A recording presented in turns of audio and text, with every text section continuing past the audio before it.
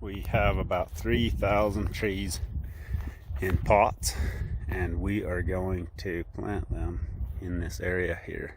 There are blue spruces, limber pines, Austrian pines, and a few giant sequoias that we're just trying.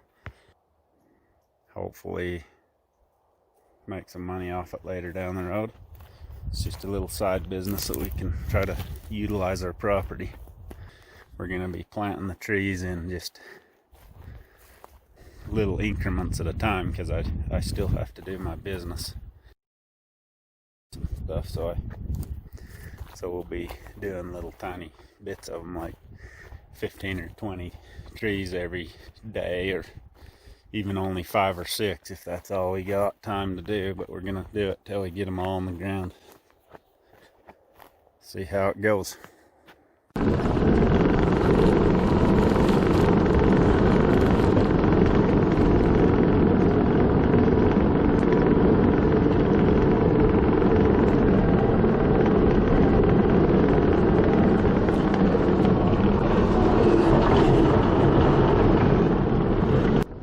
We have to get rid of all the sagebrush so we can plant trees in this whole area here.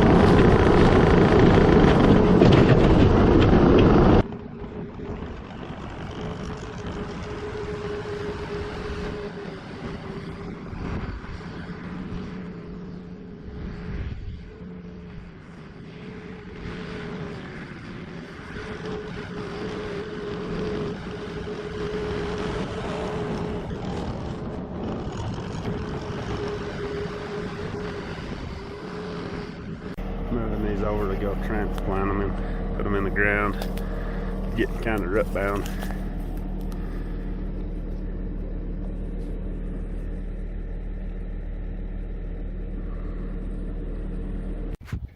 Got a few of them planted. We're gonna try to see if we can get at least 2,000 trees in this section.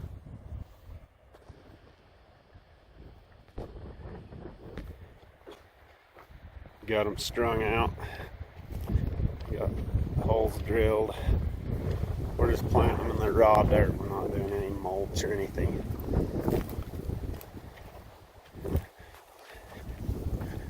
we left a little bit of a space between the natural growth where these trees are so we can get a machine around them to dig them up later.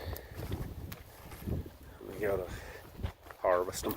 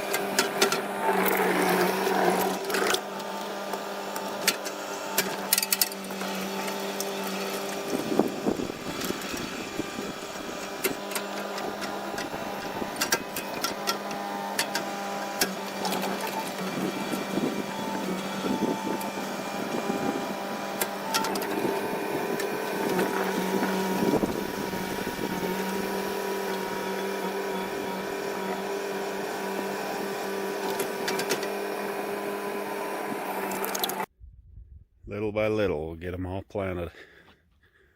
We have 3,000 of them to go. Did a really nice rainstorm the last couple of days, so we're gonna plant some more trees. We've got about 60 of them in the ground. A couple of thousand more to go. Got a bunch more holes drilled. Gonna put some more trees in the ground. It's a lot of labor.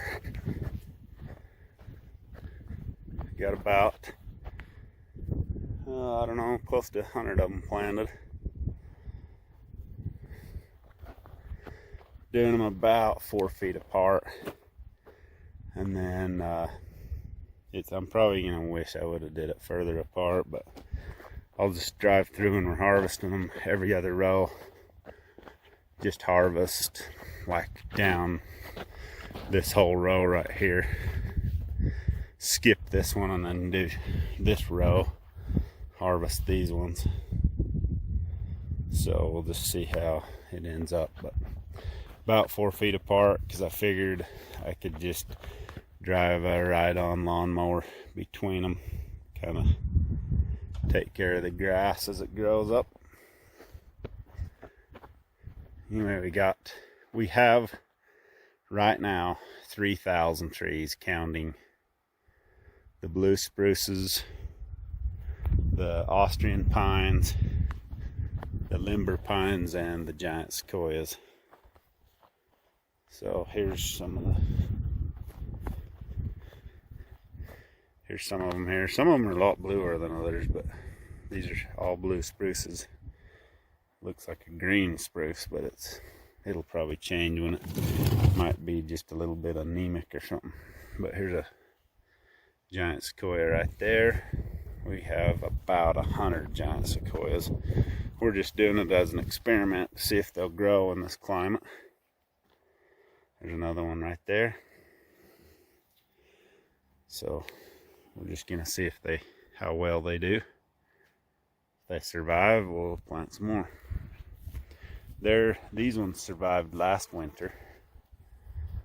So we lost about half of them last winter, and I think it's because they were in pots and their root ball froze too hard for them. So we're gonna put them in the ground. Hopefully they don't kick the bucket. I've never tried a tree farm, so this is my first attempt. Maybe some of you guys could tell me why this tree is yellow. It's a blue spruce. It's really yellow. The rest of these are Some of them are blue, some of them are still pretty green. So just not sure why these are ones we planted the other day. So they're not super green. I mean blue, they're not super blue. So just curious what causes them to do that and what kind of nutrients they need to make them go the right color. But hopefully my skid steer can fit between them when I go to harvest them. Spade them out. So I'll be buying a spade sometime here in the future. So anyway, I'm gonna plant 3,000 of them as my goal. So we have 3,000 trees right now. They're just all in pots. It's been quite a lot of work messing around with them. Hopefully it'll pay off one day. Just trying to make sure I get a few planted every day. I'm not trying to kill myself doing it, but just hopefully it'll just be a good business one day. Shouldn't take too much of my time aside from work, but we'll see how it goes. 3,000 trees, that's a lot of messing around when you get that many of them. In the early spring, these trees started to grow this new growth right here, and then it dropped down to freezing and it froze those. So this thing's new growth started over here, so it has still grew about, I'd say 3 inches. Still grew 3 inches, but it abandoned these little pieces that froze. So it probably would have done a little better if that wouldn't have happened, but they're kind of yellow. Some of these are real yellow. Not sure why. Probably, I don't know if it's overwatering them or what, but some of them are really blue, some of them are green. These ones, there's a green one and a blue one side by side in the same pot. Kind of weird. To find some fertilizer. Pass, you're turning into a gopher. Regular old gopher. Another one over there, another hole. About the same big.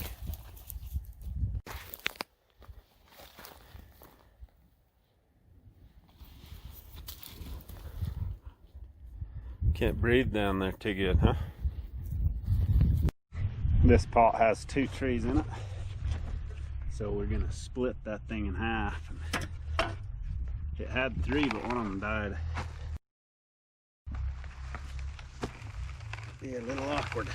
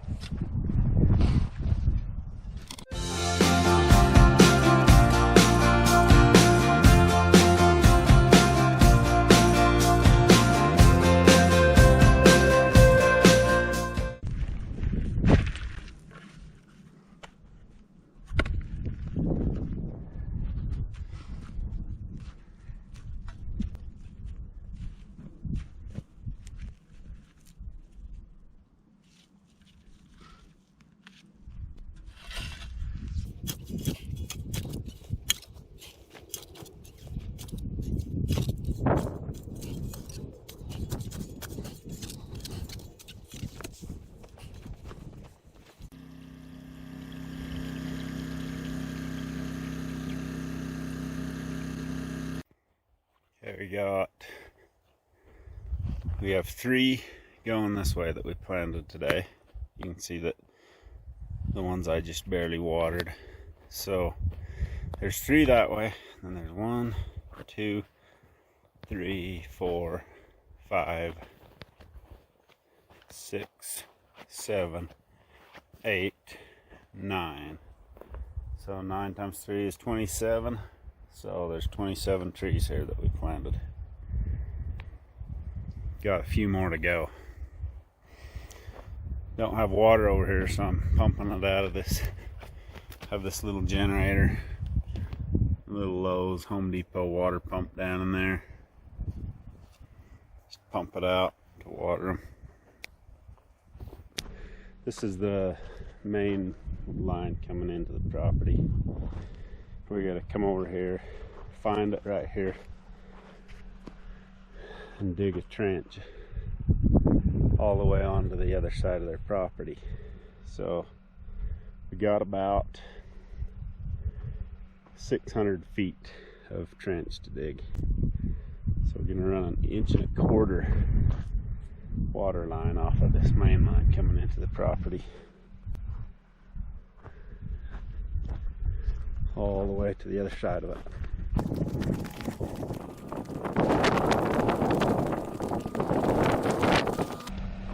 We're probably going to end up going up this hill right here instead of right there where we scratched it. We'll probably end up heading straight toward those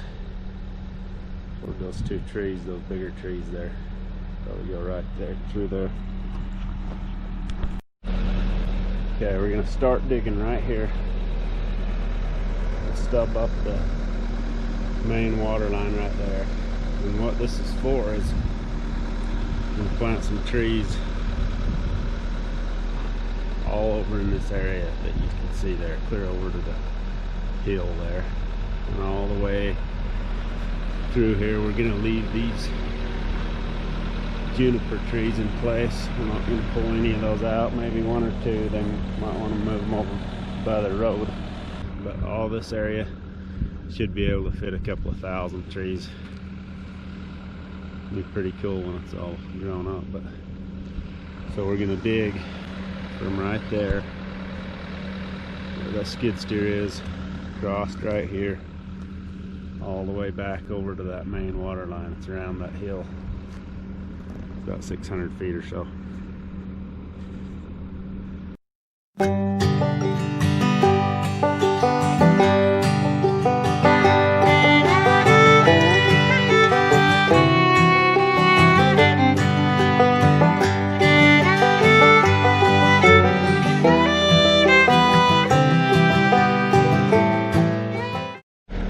Frost depth's pretty deep, so we got this hole is about 5 feet, but we're gonna make it so it's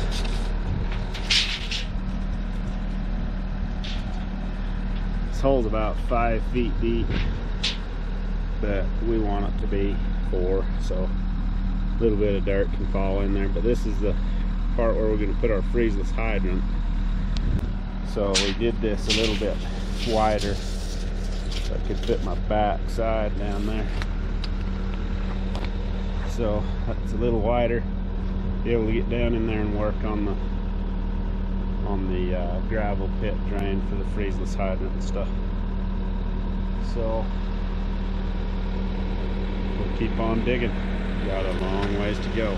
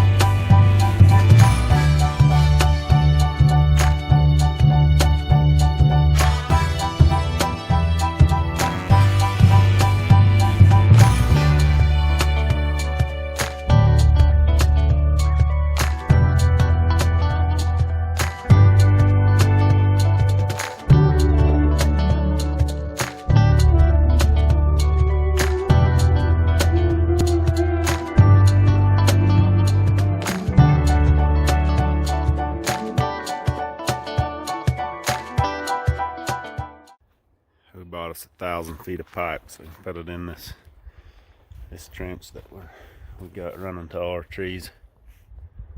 Here's our main line we're connecting to. We got about 7 or 8 feet of this thing exposed so that we can lift it and connect this T. So this T's gonna go in right here, and this side of it will be able to lift it and get it to slide the full distance inside the pipe, because it's lots of pressure. So that'll make it so it can connect to it real good, and it won't have a problem later down the road. Then we're gonna put a shut off stop and waste about right there. You can reach down and shut the sprinkler system off with a tool. So this has a threaded, this is a threaded pipe that can thread right onto the stop and waste. Reach your key down in here and you can turn it on and off, and it's clear down in the ground like that, so it doesn't freeze. And it has a little drain out the side of it right there.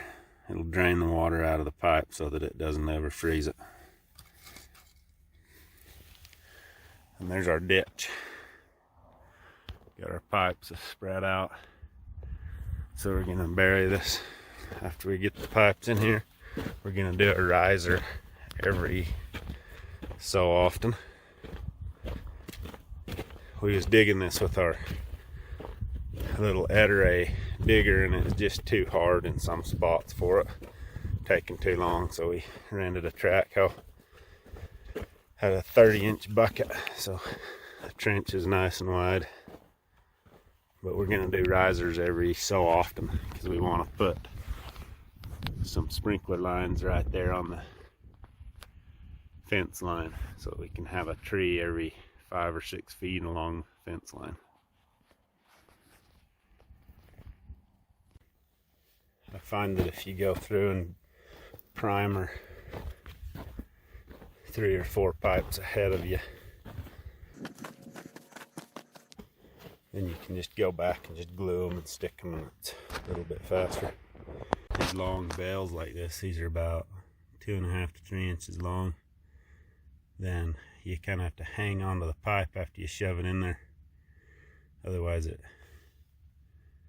wants to push itself out. So you have to grab it and hold it tight for about 5 or 10 seconds, and then the glue starts to react and holds onto it. I just buried a bucket in the ground with some gravel in it. I cut some holes in the side of it. You can see them down there. There's a cut. There's skill saw cuts in the side of the bucket. Then I wrapped the bucket with weed stop to keep it from letting dirt emit into the bucket, and then this stop and waste can drain into that 5-gallon bucket of gravel. Gives it a place to go. This is a riser for a sprinkler line.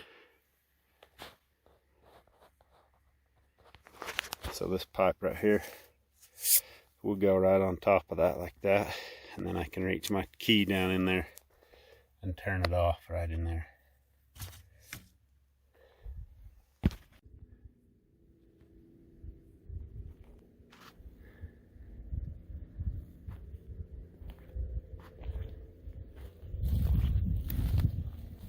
Got a bunch of our pipe ran out. This is a riser where we're going to put a tap so we can water trees right here.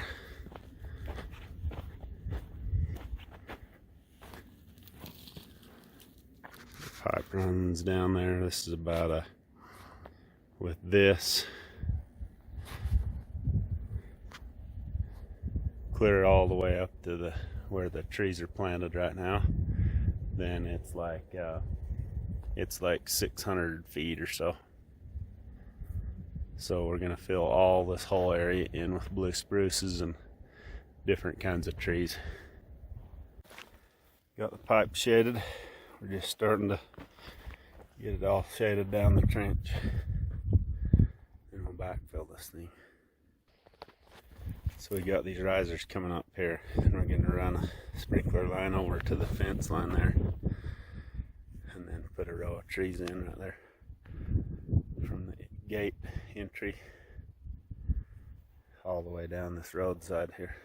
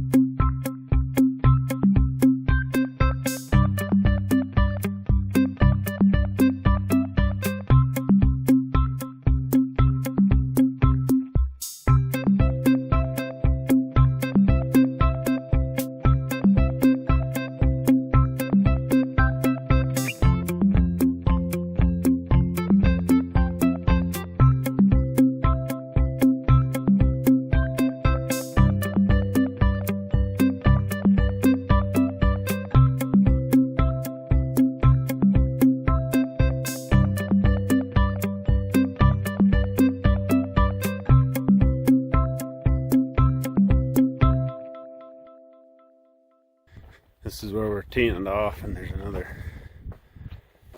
shut-off valve right here. So we have a stop and waste, and we just buried a piece of 4-inch French drain in the ground. Just wrapped it with some of that weed stop and buried it in there, and just kind of cut it around where the stop and waste will drain right into the French drain. So as a 10-foot piece of pipe, it can drain the system out. We've got our risers all across there. That's all buried now.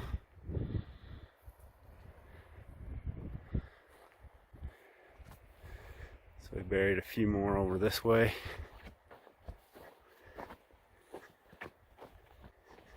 We're also running this line to a little cabin over here. We're gonna remodel it. It's clear over there. So that'll be a future video. We're gonna do a remodel on that little cabin.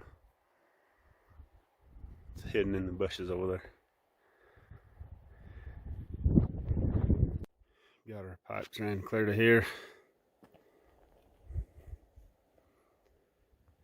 Got the tap glued on. Now we have water to this cabin. We have these ones ran all the way over to that little cabin. We got little pipes, little taps sticking up every 60 feet or so.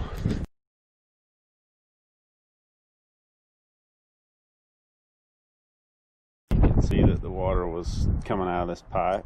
What I did with the lines that was running over to the little cabin was I turned these on and let the water push all the junk up to the top of these pipes, and it pushed it up out, and then I'd cap this one, and it'd come out about 2 or 3 of these, and then it wouldn't come out the other ones because it was such a long distance. It was about 1,000 feet or so.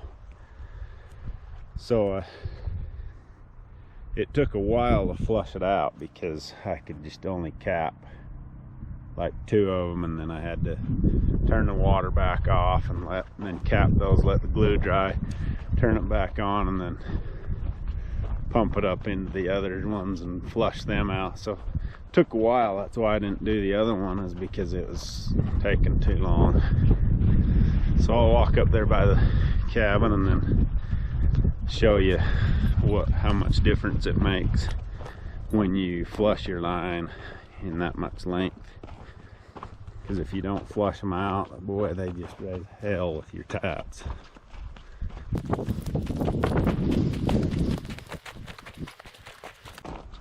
We just put these risers up every so often so that we could put some trees throughout here, and we'd have access to the tap. So our property corner is a little ways over that way. So all the way down that roadside there, we want to plant trees all the way down that, give this whole area privacy.